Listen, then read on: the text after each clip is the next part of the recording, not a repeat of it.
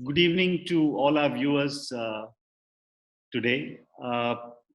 Today we are actually experimenting with a slightly different format, so we will have a few challenges.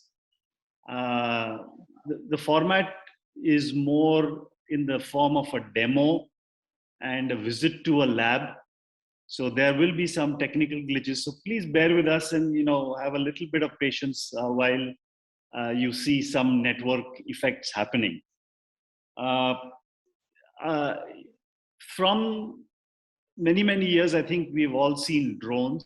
I think best exemplified in the movie Three Idiots when they tried to show an IIT but labeled as something else, and they showed that test with the drone, and I think that has caught everyone's fancy for a longish time. Essentially, drones started as a single machine, for military applications, and then moved into many other applications, beginning from aerial photography. So there are some wonderful, pictures taken over London and other cities of the world from, not too far away, but not too close either. Some optimal distance. Many companies have attempted product deliveries. And I think a few weeks ago, there was an announcement that one of the Indian delivery companies would also start delivering using drones. Agriculture, policing, surveillance have all benefited by using drones. And so has smuggling. You know, uh, we read the news about 2 months ago, or at least 5-6 weeks ago, on our western borders, we found people sending in contraband, arms and stuff like that using drones. And how we have responded to it by making ourselves more alert and making the requisite investments. So today we have an interesting company, very young people, just come out of their IIT days. So it's like finishing your assignment on the last day. Sorry, Tanmay, but you know, this is good to go back to those old days. BotLab Dynamics at IIT Delhi, and one of the co-founders is our speaker today, Tanmay Bankar. He's, as I said, an alumnus of IIT Delhi and a co-founder of BotLab Dynamics. And they have a very fascinating goal. So they moved from single drones to swarms of drones. And his dream is to be able to use large swarms of up to 1,000 drones to be controlled by a single person, and that could be a fascinating and a challenging exercise. By way of experience, I think he's worked on projects for defense, and he's been an advisor on many, contests and so on and so forth. I wouldn't be surprised if he's also a big-time drone racing fan. I see a smile on his face. So without more information on it, let me hand over to Tanmay, who will walk us, I think, first through his lab, and then through a presentation. And Dr. Sushila Venkatraman, my colleague on the screen, and I will both moderate what he says. And I'm hoping that we will have an exciting journey through this swarm of drones. Tanmay, over to you.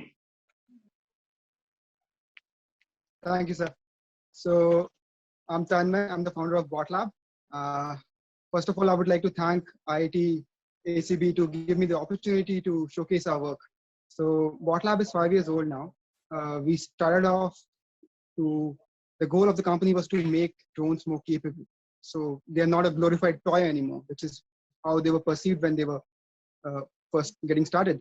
For us, the biggest challenge was to make drones capable of handling day-to-day tasks.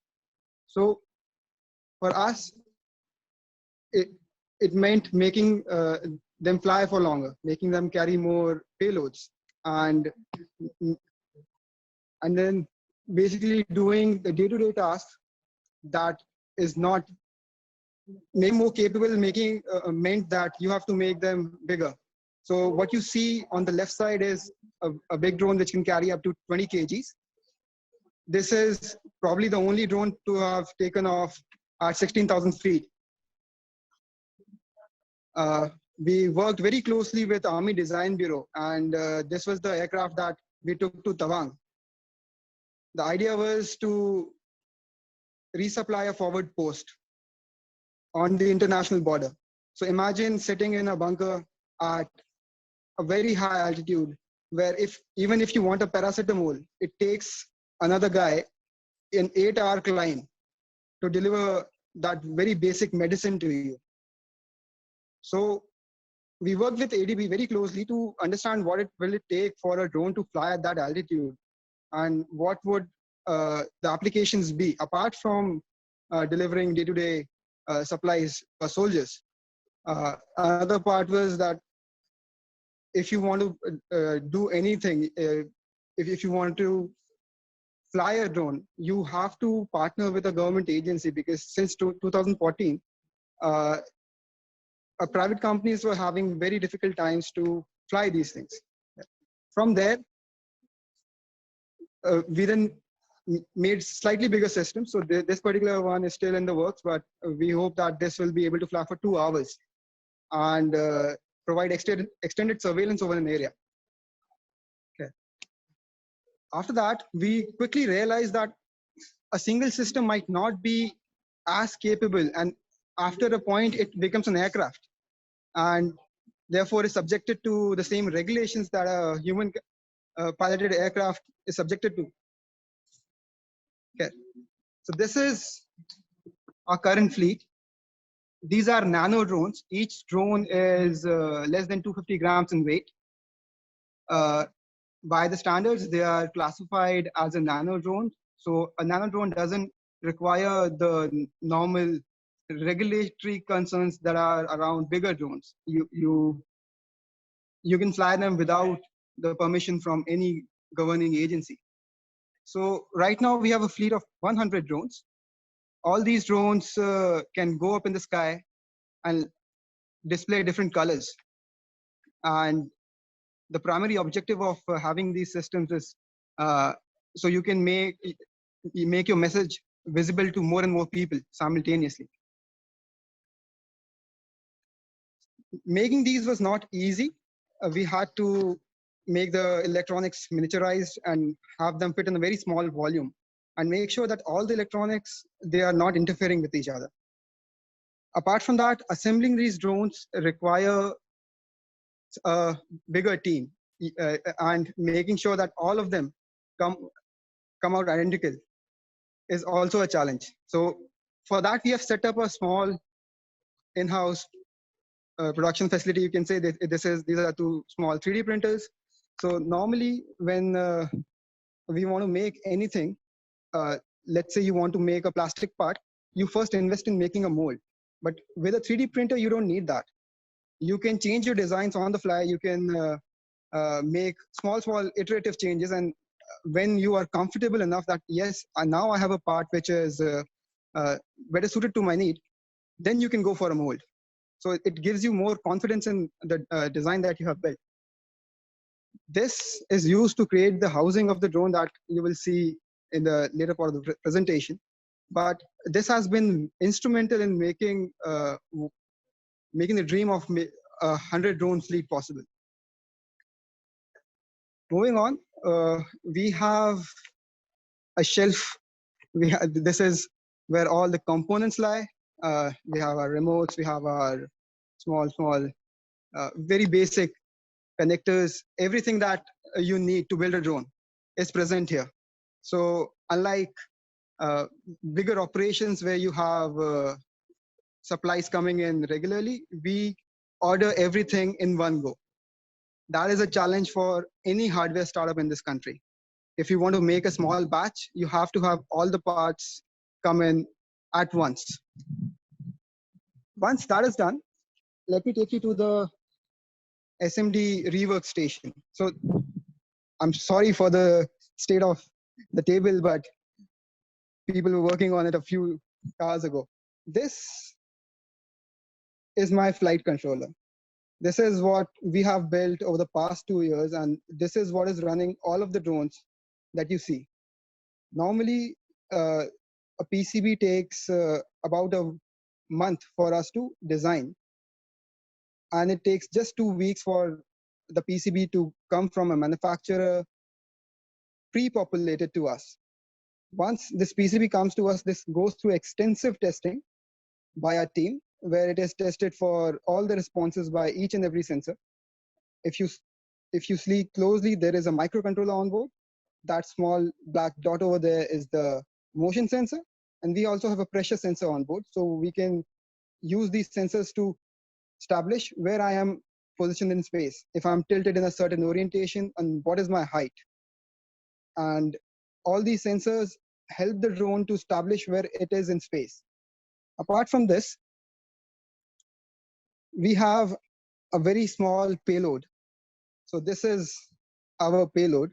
This is an array of 32 LEDs. Each LED is capable of displaying 16 million different colors combinations. The total output is about 15 watts. And even if a drone is at 300 meters, it is clearly visible in the night sky. These are the very basic electronics that we have been able to manufacture on a small scale. And this has made it possible for us to scale our operation from just 5 drones we were operating last year to 100 currently.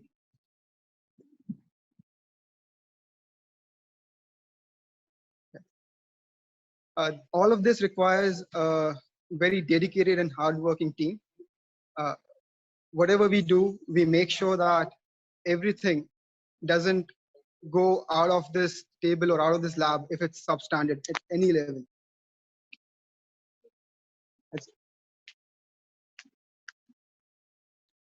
With that, if any one of the participants have any questions for me, I'll be happy to take them.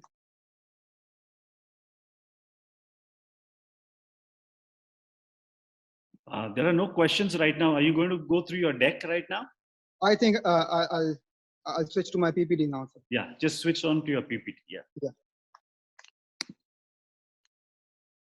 Okay, Tanmay, there's one question here. Somebody's asked the question, what is the indigenous content of your drone? Oh, yes. So initially when we were building these drones, we were getting everything off the shelf. But we realized that the value of the drone, especially in the small ones, lies in the electronics of it. Especially, I'll give you a very basic example. The GPS that we were using, we were getting from a US company, and one GPS used to cost us 40,000 rupees, including customs and shipping. And the very first drones we built, the 3 first drones we built, only the GPS was 1.25 lakhs. So we made the GPS ourselves. And then we went on to making the flight controller. And right now we also have the motor controller built in-house. So all the electronics that are going on the drone are built in this lab only.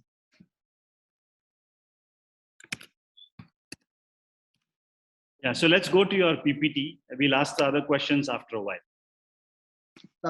Will you ask?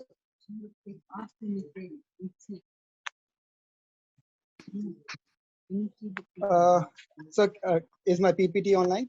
Yes, it is. It is.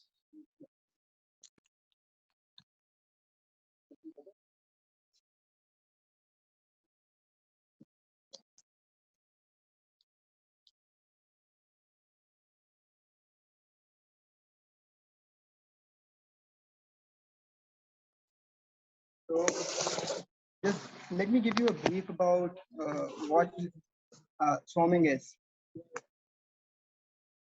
The very essence of swarming is to distribute a task among various drones. See, whatever one drone can do, a swarm can make it much more efficient and much more organized if you're using multiple systems to accomplish the same goal. There are obvious military applications, but there are other applications like disaster relief. If you want to send relief material to a disaster-struck area where roads and other means of transport are not viable. If you want to if you want to fly a number of drones, and that is the primary application that we are trying to address.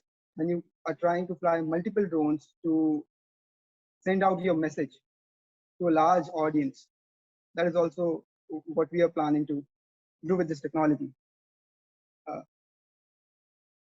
when we started out, we were making smaller systems. On your screen, you can see in 2017, we were making a system which was capable of carrying about half a kg. It flew for 25 minutes. In 2018, we worked very closely with Army Design Bureau to make a system which can carry about 20 kgs and can take off at very high altitude. But then we realized that we have to distribute this task, because if that one big system has a malfunction, your mission is jeopardized. Whatever operation you were carrying out is now failed. Keeping that in mind, we started distributing this task. So on your screen, you can see a video where 7 drones have taken off simultaneously, and they're talking to each other. They are making sure that every other drone knows where a certain drone is. And then they will come to the same altitude, and the task is to match each other's altitude. Once the target is matched, they will come back, and then they'll start to land over the same point that they have taken off from. This took about an year for us to accomplish, figuring out the network, figuring out how fast a drone can react, how long can we maintain a certain network. All of this, once figured out, made it possible for us to fly multiple drones, to the extent that we were able to fly 16 systems together. Just a brief history of Botlab. We are 5 years old now. We got incorporated and incubated following that at IIT Delhi. We have been very fortunate to have the support of the whole IIT Delhi community. Following that, we worked with the Indian Agriculture Research Institute, where we helped them with agricultural drones and figuring out a use case apart from the general pesticide dispersion. Following that, we raised our very initial funds from DST. We got to develop the very basic systems that then went on to be demonstrated at Army Design Bureau. We made the initial heavy lift system with the money that we got from DST. Following that, we demonstrated our systems to the Army Chief in 2019, and that is when we realized that swarming can play a really big part in the upcoming defense ecosystem in India. We worked with Air Force very closely, and we were selected for the phase 2 of the MPRES competition. The story changed for us after that MPRES competition, because that is when we had our biggest failure. Our systems were in the sweltering heat of Pokhran in the month of April. Our systems failed, and that is when we realized that you cannot depend on systems that are off the shelf, that are bought off. You have to make your own, so you know they will perform in each and every situation that you throw at them. So we started off just coming back. What would it take to develop our own flight controller and everything around it? So we went out to basics, and on the screen what you see is a very simple architecture of what makes a drone fly. On the top layer you have a microcontroller, a microprocessor. A microprocessor that is running Linux. This is where all of your intelligent computation is happening. This is where you're solving algorithms run, and this is where you are keeping track of your network. So anything that requires a lot of computation runs on this layer. Below that is what we have built already. This is the layer where you do everything that is time sensitive. What do I mean when I say time sensitive? Time sensitive means that the series of events that has to happen regularly for a drone to fly. I need to know where I am in space, what is my heading, where am I going next. And all of this information comes from very rudimentary sensors that are on board this drone. The sensors by themselves are simple, but the algorithms that run on this flight controller is what makes a drone possible. So we have a microcontroller that is taking care of all the tasks, all the reading the gyroscope, reading the input from the user, getting the satellite information and establishing where you are in space, and sending the command out to the motors that you need to spin at a certain RPM so I can maintain this orientation. All of this happens because this part is what we have developed. And all of that, what you have seen, goes into making this flight controller. All of our intelligence is what is running this system. I'll play a small video of a drone that we bought off the shelf, and then we were able to integrate our systems. This was an exercise for us so we can understand how one system that is a standard, that takes in standard inputs, is integrated with a hardware that we have built. So we know that our hardware can be integrated with the industry standard that everybody is using. This was about 2 years ago when the very first flight controllers became stable for us, and then we started upgrading them. After that, we started building our own motor controllers. So a drone has to control each and every motor. It has to make them rotate at a certain RPM, and that is what makes the drone fly.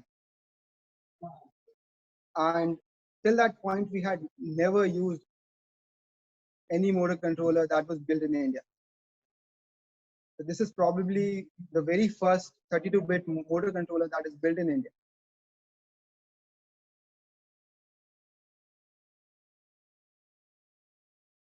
Now, once we have stabilized the hardware aspect of the drone, we need to make the software which makes swarming possible. On the screen, you will see 9 drones taking off. And in the inset, you can see the location of each and every drone that is collected by the ground control station. You will see that 3 of them are approaching towards the center of the screen, and those 3 are the ones that you see on the right bottom corner of the screen. You will see that they have made a very, very precise shape, and then they will move in accordance with the next shape. The green dots signify a single drone. On that, you see the ID of the drone and the signal strength that particular drone is receiving at that point. And you'll see 2 of them are now descending, and they have turned red. All of this software makes it possible for one person to have all the necessary information to control a swarm of a large number of drones. This is what we have developed. This is the ground control station. This is where all the information comes to the user's laptop. A user can, at any given time, address a single drone, address a group of drones, or all of them together. And it makes it possible for a user to give very basic commands to which the swarm responds in a very, very intelligent manner, or it seems intelligent to somebody who is just looking at them flying in the air.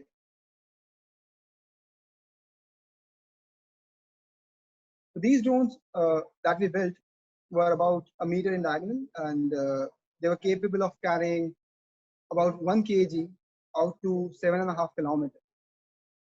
The idea was, instead of carrying 10 kgs with the big system, you can break that down into 10 separate payloads. And even if you lose 2 of the birds, you are still guaranteed that 80% of your payload is delivered.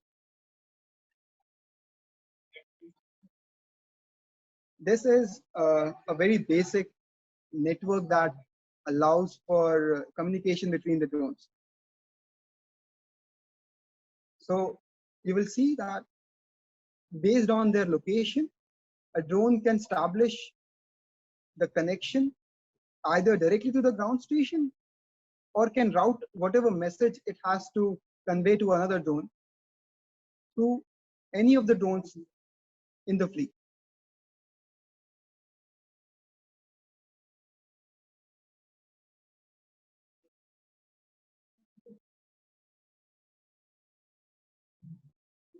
We also tried integrating vision into the drones.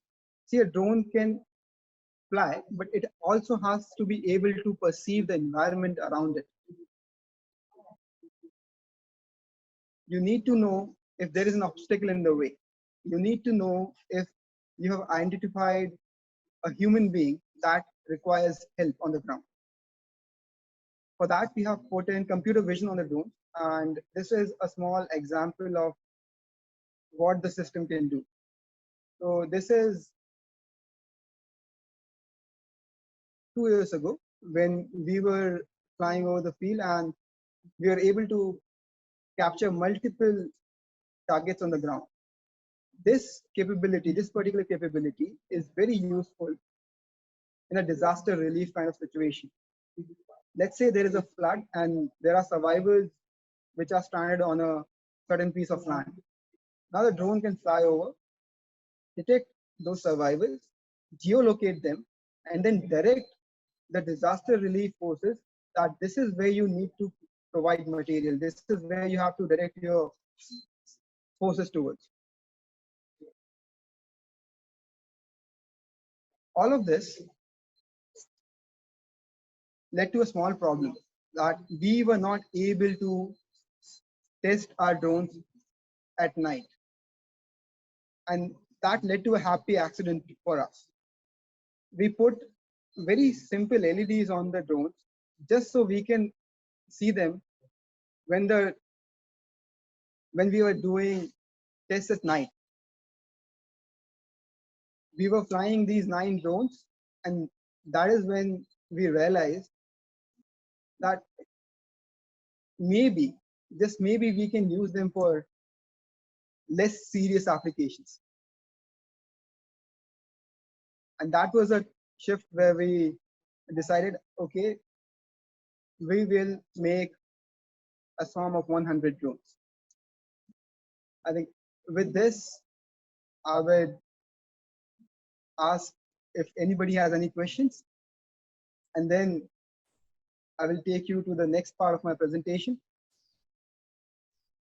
Thanks, Tanmay. Lots of questions and obviously a lot of interest in the topic. But here are a few. One is someone wants to know whether there is a drone control platform to optimize the production process, and could you describe that? So if I understand correctly, they want to optimize a particular single drone?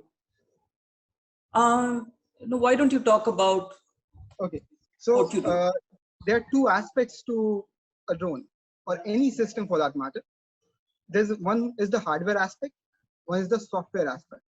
If you're primarily talking about the software aspect of things, there are several softwares that you can use to test out your own custom firmware that you have built. And Gazebo being a good example, where you can simulate a drone. There is also Citl, which is software in the loop, where you are essentially running your commands on a virtual flight controller. If you're trying to optimize the hardware aspect of it, that takes much more resources and requires a lab, because there are so many subsystems in a drone. If you want, just making the motor controller took us 11 months. So that depends on what particular aspect you are trying to optimize. And there are several labs that are working on just a single aspect of a drone. There are several labs at IIT Delhi that are working on the controls, on the propulsion, on the battery management. So best thing would be to identify a group and work closely with them. They will give you all the necessary inputs, the know-how, and a platform to basically sharpen your skills. Okay. Then another question is, what programming language do you use to set up a drone? Okay, so primarily we use embedded C for the flight controller, and we use Python, and there's also certain protocols. So we use Map Proxy and Mavlink to communicate with the drones. So controls is primarily C, and all the high-level applications are done on Python. So I'm going to ask you one more question, and this is around malfunctioning. Oh, yes. So a couple of questions. Someone says, why do drones malfunction? And there's another question which says, what is the impact on the overall task if some of the drones fail in the swarm, that is? So I think that is a really good question, because when we are testing things break all the time. And you're supposed to break things when you're making them. You need to know the limits where your system will break, so you can optimize it. So why do drones break? There are two answers. One is physics. If you push them to beyond what they're capable of, it will break. Second, which is less interesting and more funny, is economics. You can make a drone which will fly every time. It will never break. It will have, but the components that you will have to put on these systems are so expensive that it makes it impossible for a normal person to afford a drone. See, drones have been flying for years now. In the hands of the military, these drones don't fail at all, because if they fail, there is a news. On the other hand, the consumer level drones, they are not made to be super reliable. They are made to be affordable. So that is one part of why drones fail.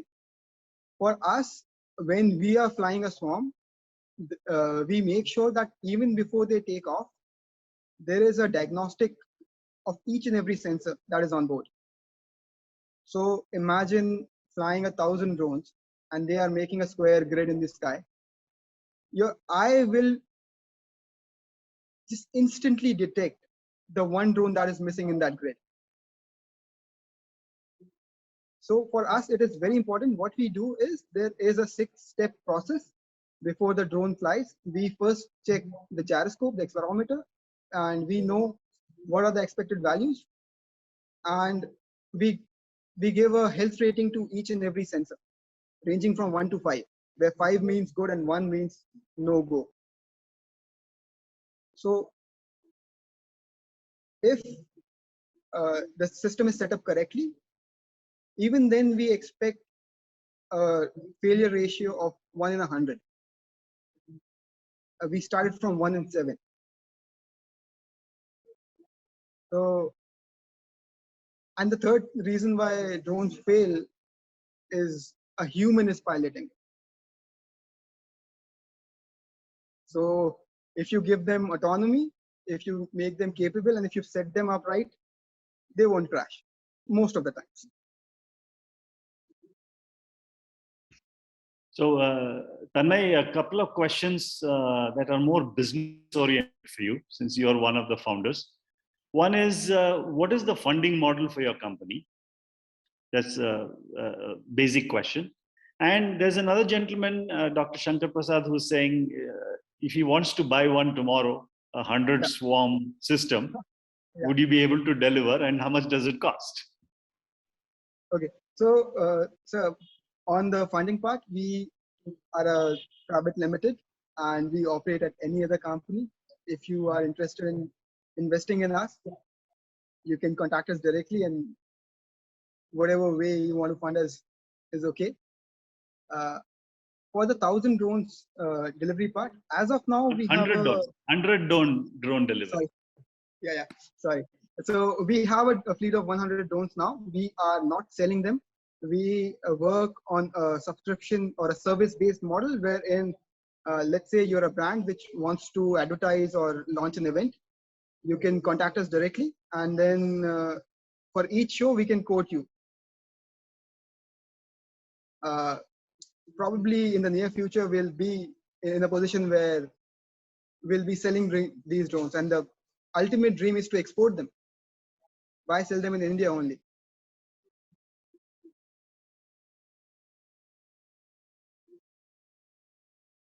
And how many drones do you plan to make by the end of the year? So we have plans for 1,000 drones by the end of 2021. 2021. Okay. So what does it cost you to make, I mean, I know it's small builds and all that stuff. Yeah. So it may not be representative, but, where does that take you? I mean, you probably buy components in the 100-piece quantity. Yeah. So I'll tell you, it is very difficult for a startup to prototype, especially make hardware prototypes. When we were making them in quantities of half a dozen, maybe a dozen, each drone used to cost us 70,000-80,000 rupees. Yeah. The cost is not of the hardware, it is the know-how that comes with that hardware. See, you don't have to worry about that if this GPS will work, if this flight controller will work. It is supposed to work. You have paid for it. But then, how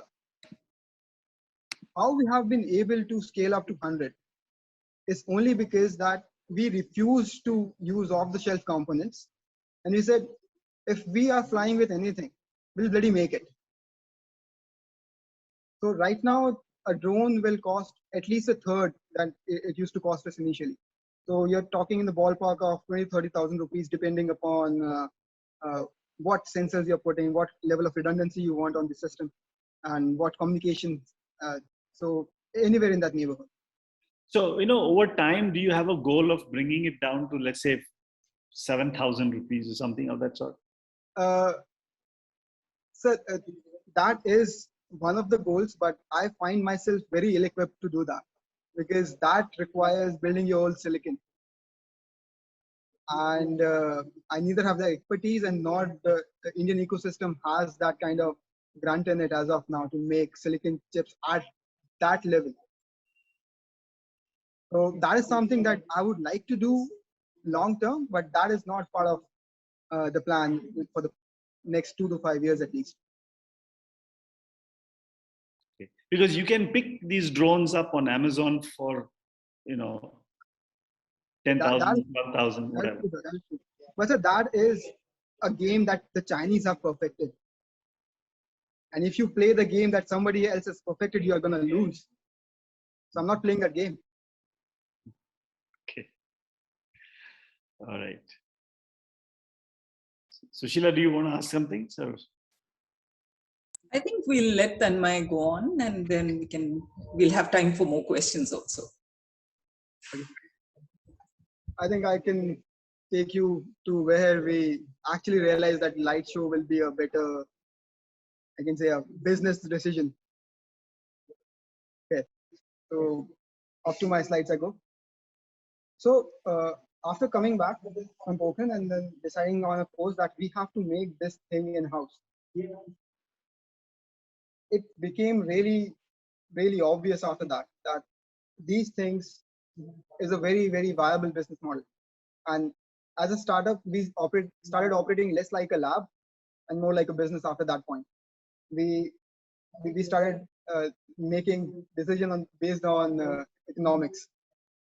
So around that time, these drone shows were becoming largely like very, very popular, and each and every event used to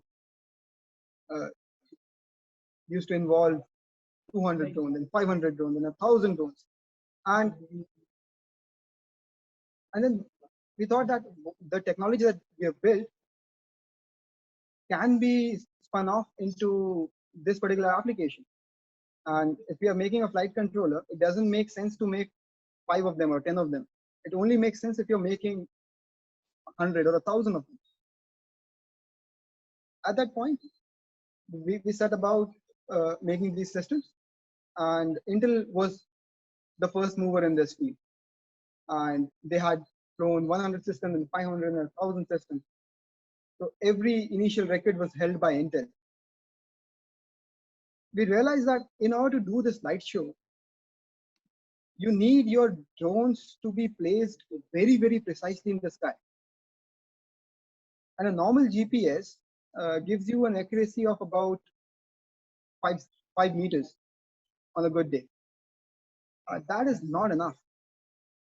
Just to elaborate on that particular point, like why accuracy and why being able to place your drone is important.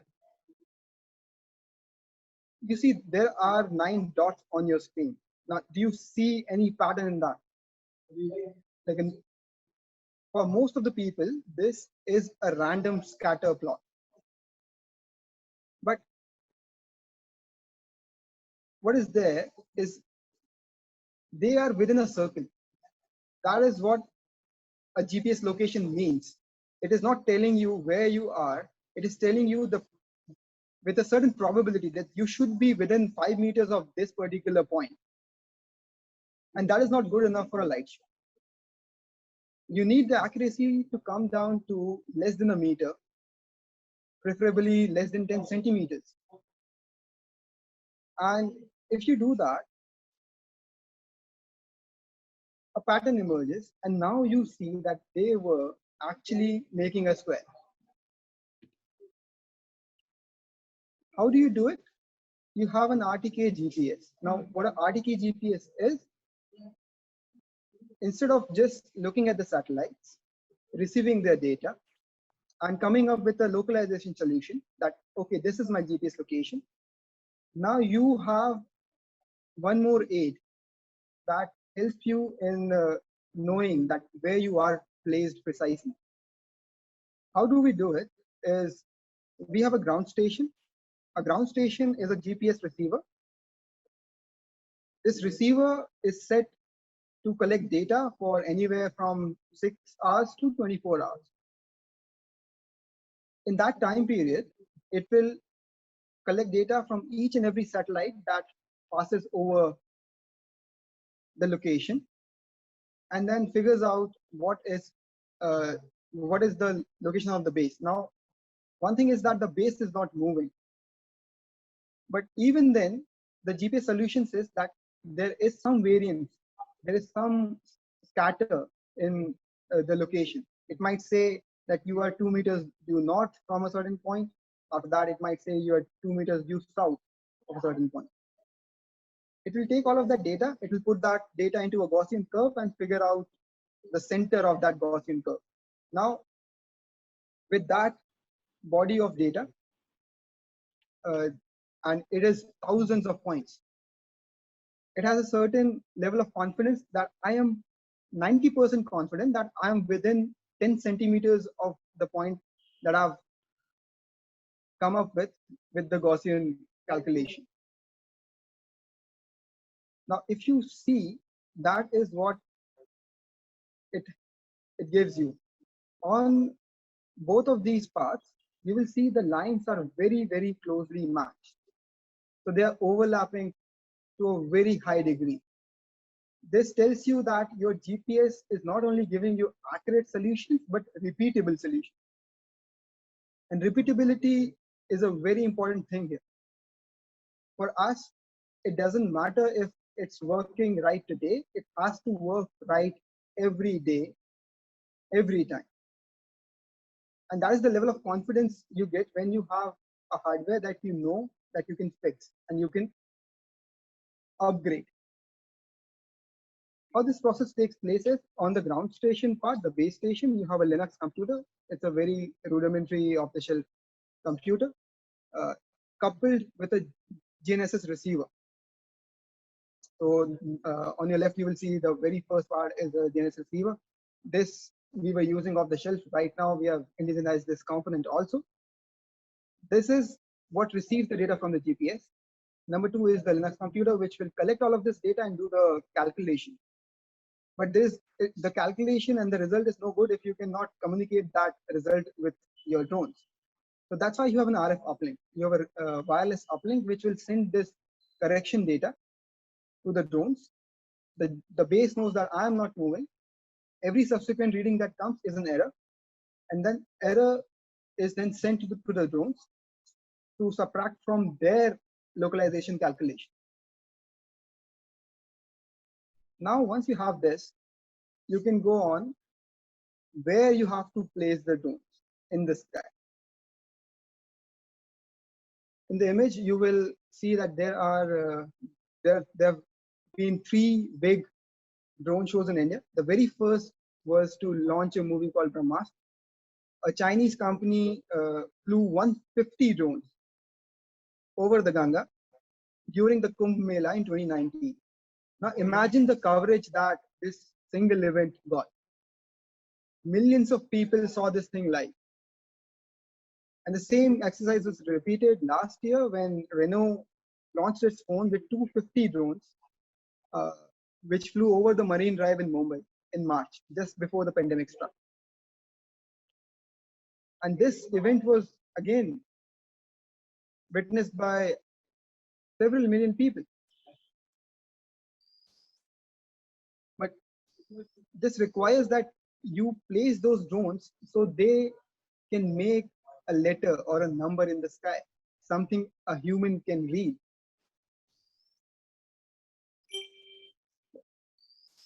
So for this, we made the GPS. We integrated that GPS with our flight controller.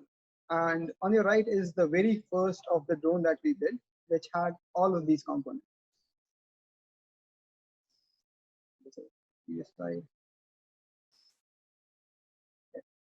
So how the assembly takes place is you make a circuit board, you design that board in KiCad.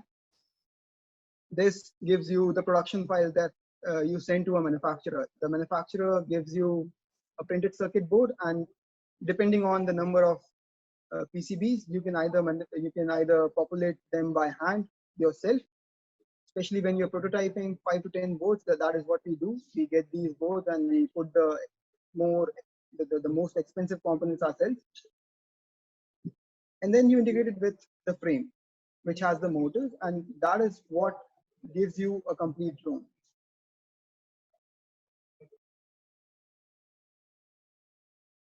And this is an image of all these drones, and that is how they're transported. Because before they can fly, they have to be put in a certain grid. They have to be put in their takeoff location.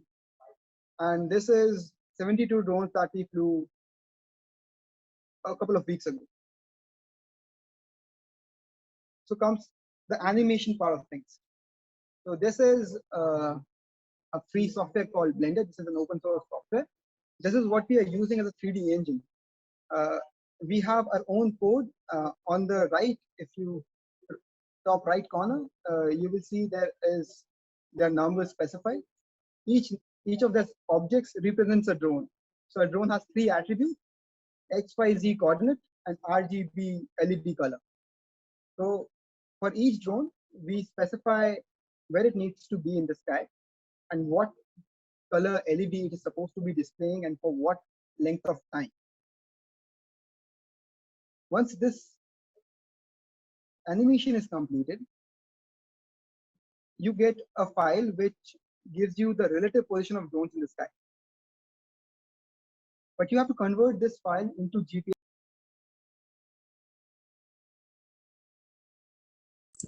Tanmay, you've gone off on mute, please. Yeah. Now, these are the kinds of formations that you can make. And once you have made these formations, you come up with a solution, because the drones have to move from one particular formation to the other. That is where the intelligence of the software comes in. It doesn't make sense for a drone which is in the left of the formation to take or occupy a space which is all the way in the right side of the formation. So you assign these drones, and there is a software that we have built in a lab that optimizes and takes into account what transition will lead to the minimum distance traveled by all of the drones. So you can optimize your flight time, because a typical drone show is about 8 to 10 minutes, and in those 8 to 10 minutes you have 6 to 8 different formations. Once you have made this formation, we simulate every formation before we go to the field. So this is also a simulator software that we have built. The software runs all the drones virtually, so we can detect if any of these drones are coming within a certain threshold distance. Let's say if one drone is coming too close to another drone, for us that distance could be anywhere from 1.5 meters to 3 meters. And then you can give that input to your animator that, look, in this particular frame, drone number 47 is going to collide with drone number 48. So either you make some alterations or you can make certain velocity changes. Controlling the velocity is also very important. The collisions happen, but if you give a drone a command that you have to travel 10 meters in a second, while it can only travel 5, it will not reach the requisite location and it will not display the color and the grid will be off. So in order to ensure that each drone is getting a command that it is physically capable of executing, we simulate what will be the drone velocity for a given transition from point A to point B. And again, if there is a drone which is exceeding its physical limitations, we give that input to the animator that, see, you have to make changes in this particular frame. Or let's say in the 7th minute of the formation, drone number 1 is going at 10 meters per second, but it cannot go more than 8. So please either reduce the distance or give it more time for the transition. For every hour of flight that we do around 70 hours of simulation. A normal drone show is around 15 minutes.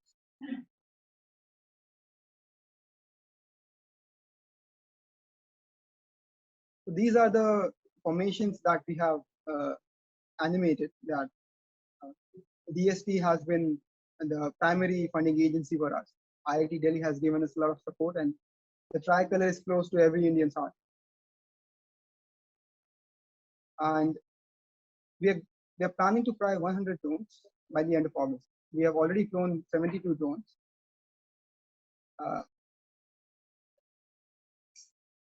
And just to give you a glimpse of what the drone looks like, on your left is a very simple formation of a pyramid that's rotating. This was a major milestone for us because we were able to make a shape, not by placing a drone manually, but by equations, but by putting a general equation. Because abstract shapes are nice, but we, as a physicist myself, or a physics major, I do like things which can be defined by very, very simple equations. Right now you can see a flower petal that is rotating in the sky. You see rotation, but what I see is its Euler angles are changing. Apart from that, we have also made abstract shapes. So you will see there's a deer in the sky that he made with 36 drones.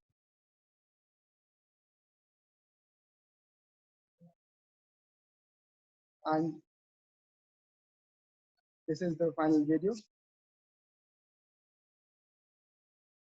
What you see on your screen is a fleet of 48 drones. And this is what happens before the test. This is where we are testing them on the field. All the drones are taken to the field. We have a protocol wherein all the even numbered drones are taken off first. And after they land, they give us a go or no go signal. So if any of the sensors are not functioning properly, we can detect that. You see a grid of these drones, and what the fast blinking green LEDs mean is that it's ready to go. And that is when we start the show.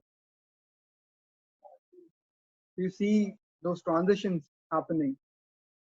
You see those rotations.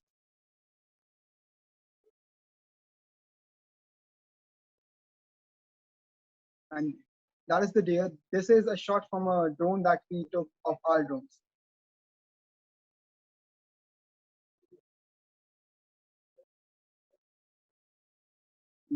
Obviously IITD, because my alma mater.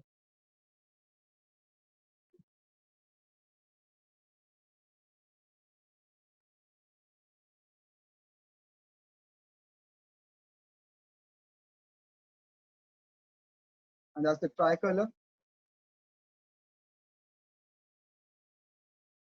And this is from our last test when we took off with 72 drones. The animation will be online very soon. With that, I'll thank you. And if you have any questions, I'll be happy to answer them. Thank you, Tanmay. That was absolutely fascinating. I will ask you a few questions and then Ashok will ask you some more. There are a number of technical questions, so let me start with a bunch of those. One question is, how do you increase, you've gone off the screen, by the way, Tanmay, videos. Yeah, sure, perfect. How do you increase the range of the drones? Oh, okay. So there are three primary things that you can do to increase the range of a drone. Very first, and the very brute force way of doing is, you can increase the transmission power at the base station. So we do have throttleable power on our base station. We start off with 100 milliwatt, and that will suffice for most of our applications, but we can throttle the power up to 3 watts. So that increases the range. Apart from that, you can have high gain antennas on the ground station and on the drones. So that increases your range. And the third thing is, you can decrease your bandwidth. Now that is a tricky thing to do, because as you decrease your bandwidth, your range increases, but the message that you can send, let's say you want to send 32 characters to your drone as corrections. And if you decrease your bandwidth below a certain threshold, you cannot send that message in one go. So that is a trade-off. And everything is a trade-off. If you increase the power on your transmission side, it also increases noise. It elevates the noise flow. If you increase the gain of the antenna, that comes with limitations that these antennas become directional. So you might be getting excellent reception on this side, but you don't get any reception on this side. Decreasing bandwidth, as I said, also decreases the payload that you can send in that particular. One other thing you can do is you can use a long wave or a sub-gigahertz frequency compared to a 2.4 gigahertz, which takes more, which is a smaller wavelength. The longer wavelength you use, the longer your range would be, but again, your payload will be smaller. Okay, then there is a bunch of questions around communication between the drones. And so the questions are, how do drones on your platform communicate with drones on another platform? I'm personally curious why that might be required. So that's one. And how do you guarantee stable switching between different algorithms while the swarming is taking place? So these are two questions in your mind. So the last part, stable switching between algorithms, is that between formations or algorithms? It says algorithms. Okay, while swarming. Yeah. Yeah. So let me start with that particular question. How do we ensure that these things switch algorithms? So these drones work as a state machine. State machine means I do a particular task that is required at that moment. For a drone, there are three very basic algorithms that you can do. One is flocking. Flocking is a very basic algorithm where other drones follow one drone or a group of drones. Second is schooling. So we have seen birds fly. We have seen fish go school in a circle. So schooling means that I'm emulating the behavior of another drone. And third is foraging. Foraging is when you divide an area and then you are using different drones to scan different areas. So drone 1 will scan for sector 1, drone 2 will scan for sector 2.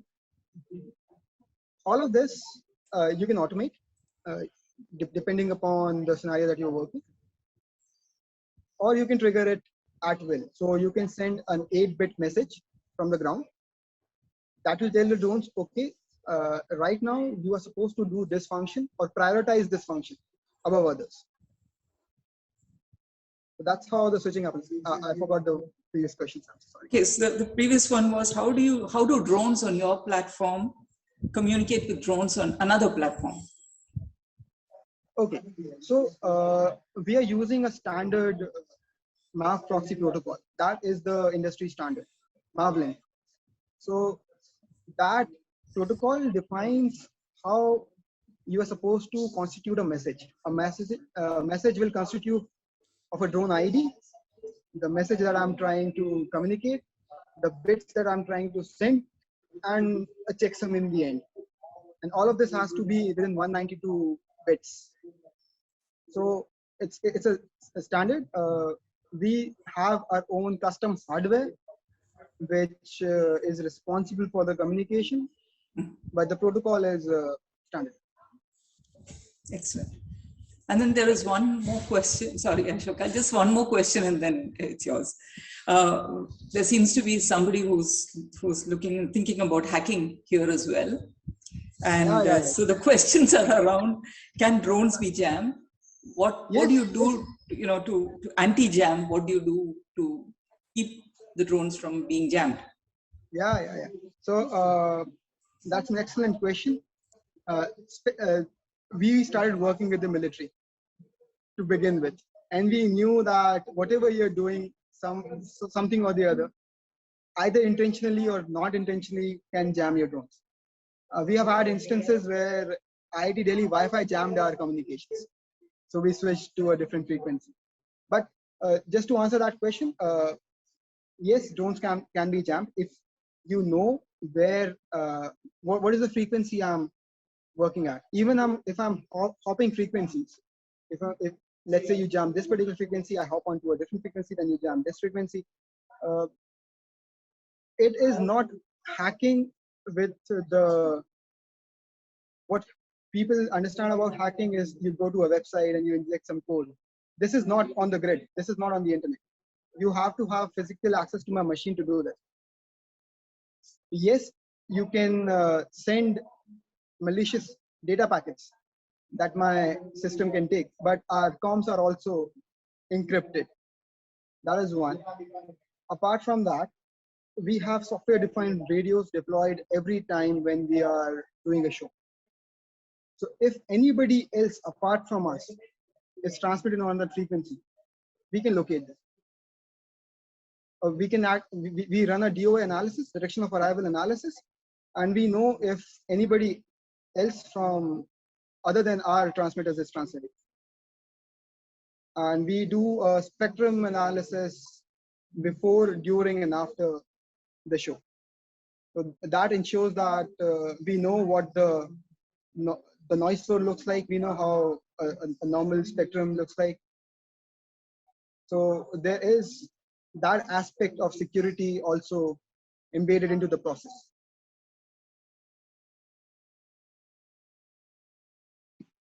All right, Sushila. Yes, please. Yeah, a few, there's like 20 odd questions still out there. Some interesting ones, which you may not have immediate answers, some you will, is what's your phone number? Lots of people want to reach out to you. My email is tanmay@botlabdynamics.com. You can write to me. Yeah, so that's clearly one question. I think lots of people want to get a sense of since you moved into this media and entertainment space, what does it cost to take roughly a 200 drone swarm to do something? And for, so do you have a cost by per minute or per show or whatever it is? So that's one question. Yeah. How do you, have you thought about, other domains? I mean, you've looked at defense, you've looked at this media and entertainment. Lots of people are talking about, logistics, like, pharmaceutical companies may want to deliver medicine to hospitals. So can we do things like that? So that's another thing. And I think the crux of this whole thing is, what's the mean time between failures that you're experiencing in your manual builds? I mean, because that determines how reliable the system is. Yeah. So to start with the pricing part, if you want to do a 200 drone light show, I cannot give you my pricing, but I can give you what a standard drone show might cost. It says on the Intel website that if you want a drone show involving 200 drones for 5 minutes, it will cost you around $100,000. $100,000 for a 5-minute light show with 200 drones. Our prices will be substantially smaller than. Okay. Then I again forgot the questions. The one question was, are you looking at other domains like logistics? Yes. So my dad was a man in uniform. So I have enormous respect for anybody who wears a uniform. And why I started this company was just because it really bugged me that we import all these weapons and enormous amounts of money just goes towards buying something that will be obsolete in 5 years. So that is a very, very personal problem for me. And defense will always be very close to what we are doing. But I have learned one thing that I think if I can go back in time and tell myself 5 years ago, that guy would not have listened. In order for a company to be thriving, you have to make revenue. And I don't have deep enough pockets to service the demands of the Indian defense industry. My objective right now is to become economically viable, pay my team well, and out of these, army has commandos. You make an army first, you skim the top, and you get commandos. That is what we are doing. We have a lot of engineers. I would like to have a lot of engineers working on different problems. The best of them we can put in a small team and make them work towards these much more technically challenging fields. Also, a challenge is to make them, you have to reward them for what hard work they're putting in. So for me, it is a personal challenge to figure out, how do I sell to defense? How do I make defense R&D a profitable model for Botlab? And that is obviously something that we would like to do. So have you looked at your output being like a software as a service kind of thing, right? So somebody wants a swarm of 32 drones or 100 drones or 72 drones. That could be easy cash to pick up, right? If you can.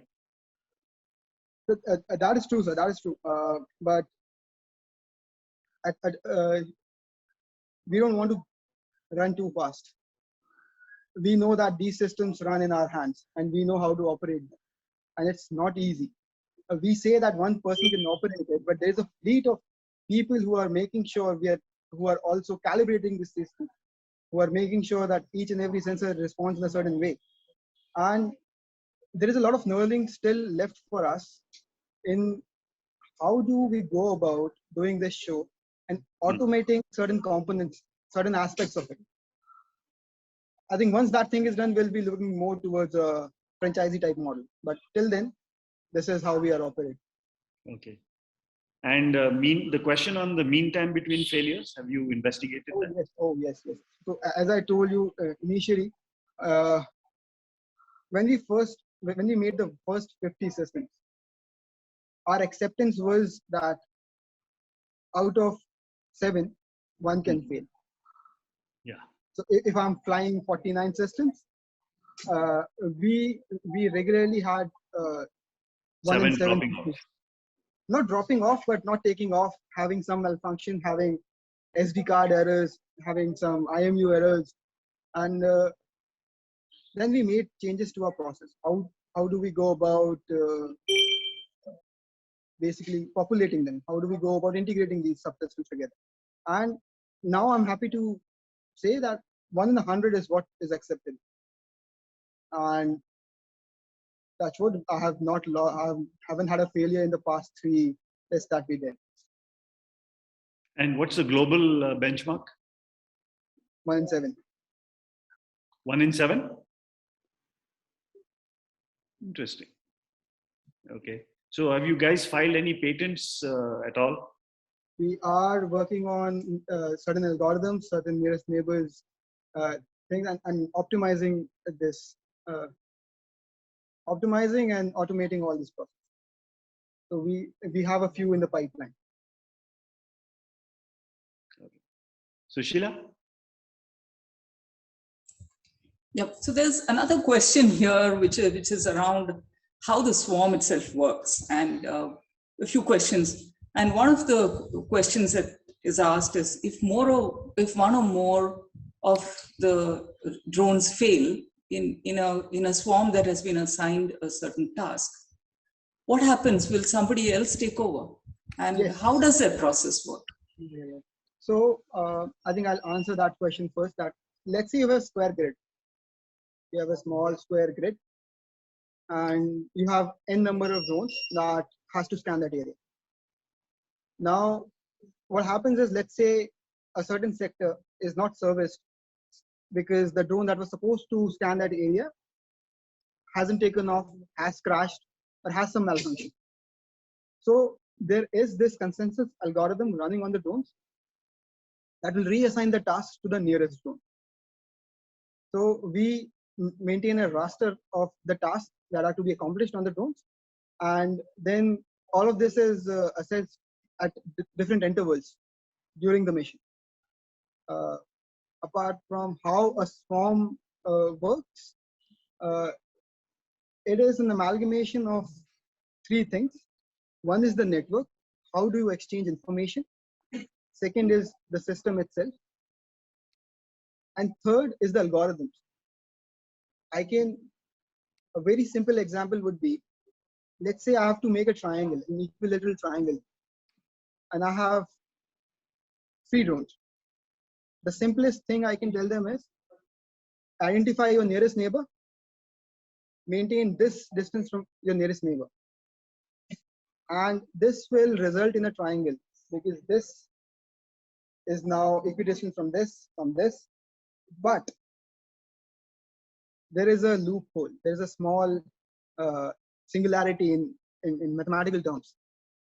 It can make a straight line where you have this drone, nearest neighbor is this and this, and it's maintaining the same distance.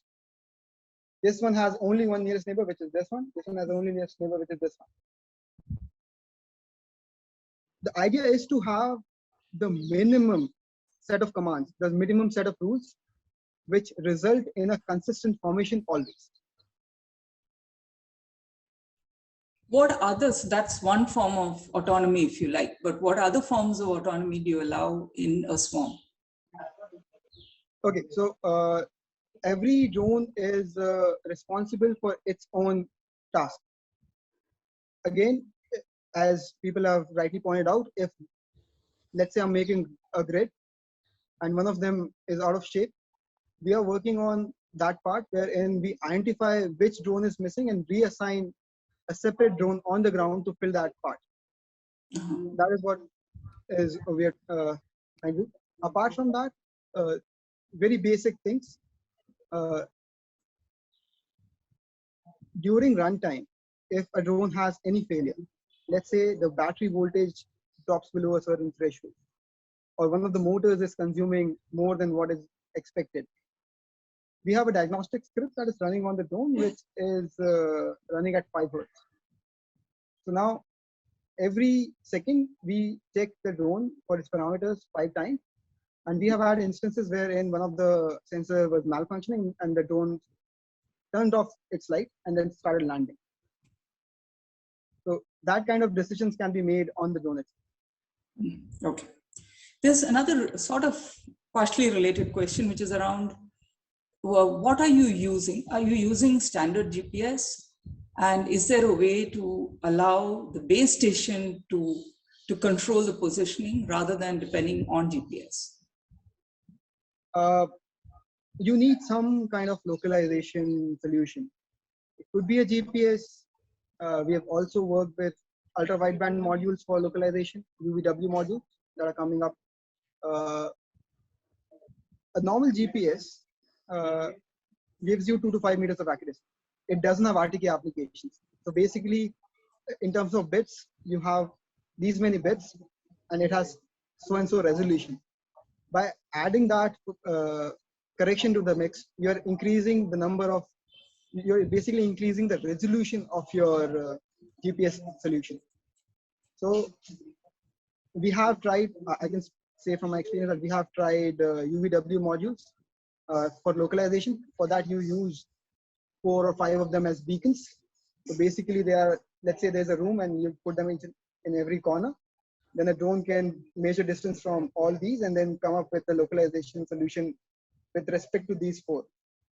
This is fairly short range and better for indoor type applications. Ashok? Yeah, so, there are other questions on your manufacturing. So what are your manufacturing plans? I mean, will you be automating some of your manufacturing lines? There seems to be there has always been a shortage now in the past for components, and I'm sure you experienced the brunt of it. What is your experience with that? So these are the kind of questions with regard to the manufacturing. I mean, this is a general problem in India that we are always behind on our hardware. That is true. That is true. So rightly pointed out, sir. So as a country, we have to pay more attention towards where our chips come from.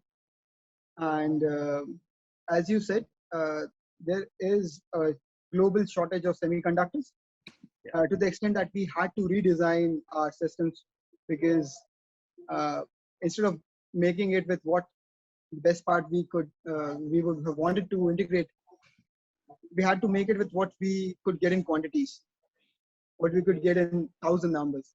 So we have found partners in India. See, making 5 or 10 PCBs is difficult, but people are happy to take 1,000 PCBs and populate them. It makes sense for them at that volume. And the other thing is that it will still be cheaper to get it manufactured in China.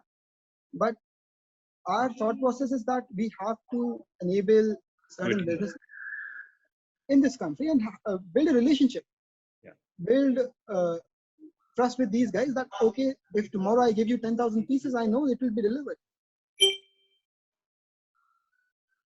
So, do you envision a scenario where you could work with other agencies? So you have the core technology with you, and there are some experts, let's say, in logistics or experts in agriculture or some other domain, that you provide the core service and you partner up with somebody to give an complete package. So would you be open to things like that? There's a question like that. That's an excellent question, sir. Like, see, we cannot operate out of silos. And if you think that you will have all the great ideas, that's very arrogant and very stupid at the same time. You have to work with people. You have to have trust with other people that, see, this is an application. I would like to pursue it. Can you help me with this? हमारी परेशानी ये कि हम लोग ना शर्मा जी के लड़के से लड़ना चाहते हैं. हम वो बनना चाहते हैं. You have to work with Sharma ji का लड़का. Okay. All right. I think Sushila, you need to wind up. We are at nearly at 6:30. We'll do that. So thank you very much, Tanmay. Today we saw and we had a peep into an absolutely fascinating journey that Botlab Dynamics, which is a startup that was incubated at IIT Delhi, my alma mater too. And, very, very pleased to see the impressive list of awards and recognition. Many firsts in India, to your credit. And I just picked up a couple, the 32-bit motor controller, the technology for the light shows, all of that indigenously built. And the vision and dream that the entire suite of technologies for this must be done indigenously. And the decision to sort of say, we want control over all aspects of the end product so that we can get to reliable products and products that can be applied for several very serious applications. And of course, we saw how you take your drones and the technology to ensure that it meets industry standards and what is required for that. We saw the advantages of a swarm versus a single drone. And obviously the complexity of messaging and controlling, and in the last bit, it really talked us through what it takes to keep a swarm together, and the whole process that you are using. You also talked about what goes into minimizing failure at every stage, and the very detailed pre-flight protocol that you are kind of running through. I particularly found it interesting that your vision is a global market, and indeed that is how it should be. The cost, having brought it down to a third of what it would otherwise have been had you been depending on off-the-shelf products from elsewhere. But I also picked up another important point that you made, which is that there is value to know-how and not just the components. We also heard you say that bringing down the cost today is limited by the cost of silicon. And therefore, that is an area that India really needs to invest in, especially as we move into a world that is increasingly technology dependent, not just for drones, but for many other things. Tanmay talked us through technical details of the technology that they used, and thank you very much for being so open in sharing all of that, Tanmay.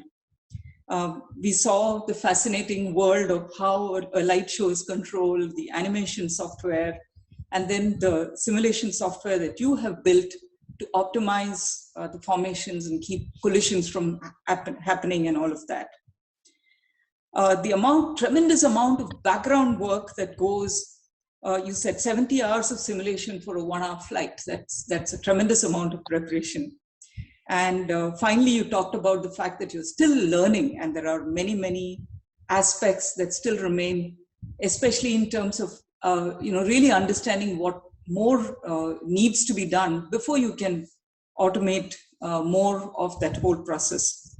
So we really look forward to thousands of Botlab Dynamics drones lighting up our skies, doing some lovely light shows, but also being applied to serious things like emergency. And I remember when we first talked, you said the whole scenario in terms of warfare has changed, and therefore these drones are going to play a very significant role in our country's defense. So congratulations on everything that you have achieved, and all the very best for the future. To our audience, thank you for being here and your lovely range of questions. I think they really made this whole discussion very meaningful. So thank you all, and see you at our next webinar. Thank you.